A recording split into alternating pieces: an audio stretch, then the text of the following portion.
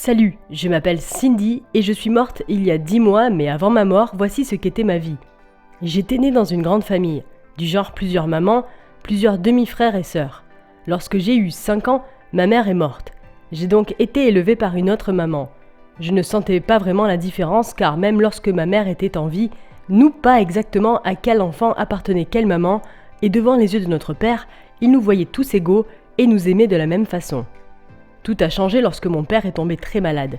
Il ne pouvait plus travailler car il était frappé d'une paralysie.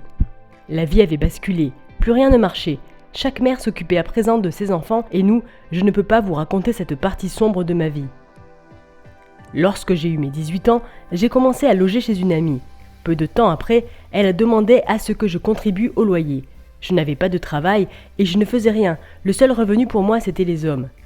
J'ai commencé à sortir avec les hommes pour de l'argent. J'étais très jolie avec une belle taille, mais ce que ces hommes-là voulaient surtout sur moi, c'était ma façon de percevoir la vie. Un jour, j'ai rencontré un monsieur pendant un long moment d'échange. Je lui ai dit que si quelqu'un se portait volontaire pour garantir ma scolarité, je reprendrais l'école. Il a donc décidé de me prendre en charge. J'ai obtenu mon diplôme et je suis allée à l'université. Durant ma 2e année à l'université, j'ai rencontré un garçon. Il avait 5 ans de plus que moi et était le seul homme le moins âgé de tous les garçons avec qui j'ai eu des relations. J'avais bien expliqué à Laurent ma situation et ma vie. Vu qu'il était amoureux, il m'a accepté comme ça. J'étais en même temps avec lui et avec le monsieur qui payait mes études. 2 ans après, Laurent a eu un tuyau pour l'Europe et il est parti. Mais il m'a promis qu'une fois installé, il fera de son mieux pour que je le rejoigne. Après une année, Laurent a fini par avoir des papiers et a commencé à travailler. Il m'envoyait un peu d'argent et on faisait des économies pour mon voyage.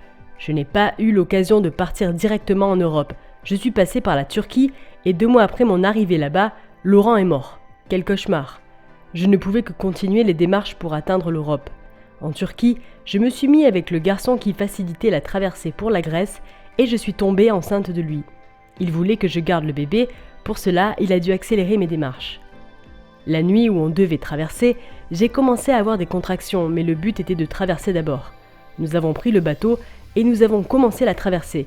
J'avais de plus en plus mal, mais je n'avais pas le choix sinon je mettrais en péril tout le projet.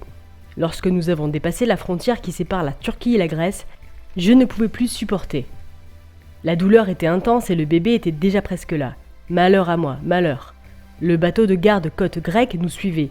Ils ont commencé à nous secouer, ils nous envoyaient la vague. Notre petit bateau ne pouvait résister, quel dommage. Les passagers ont commencé à se jeter à l'eau un à un. Je voyais les autres se noyer pendant ce temps, mon bébé ne voulait plus attendre une seconde de plus. Les vagues poussaient notre bateau peu à peu vers les rivages de la Grèce. Il ne restait plus personne à l'intérieur du bateau, excepté moi. J'étais obligée de sortir mon bébé toute seule. J'ai poussé de toutes mes forces et elle était là. J'ai perdu connaissance, puis j'ai commencé à entendre des voix. « Par ici, vite, par ici !» C'étaient des gardes-côtes. Ils nous avaient trouvés. Il y avait parmi l'équipage une dame qui a informé aux gardes-côtes qu'il y avait une femme sur le point d'accoucher. Ils m'ont transféré sur leur bateau. Ils ont fait le nécessaire pour me sauver, mais comme j'avais perdu beaucoup de sang, j'ai succombé. Je les voyais s'agiter, crier dans tous les sens. J'étais là, debout à côté, en train de les regarder. Je voulais savoir ce qui allait arriver à ma fille. Je crois que c'est pour ça que je ne pouvais pas et je ne peux pas partir. Je veux juste m'assurer qu'elle va bien.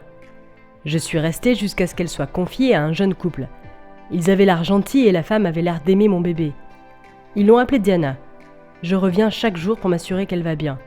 Diana a aujourd'hui 4 ans et je n'ai raté aucun de ses anniversaires. Elle ne me voit pas mais ça n'a pas d'importance. Par contre, je pense que le chat, lui, me voit. Le couple va bientôt accueillir un nouvel enfant.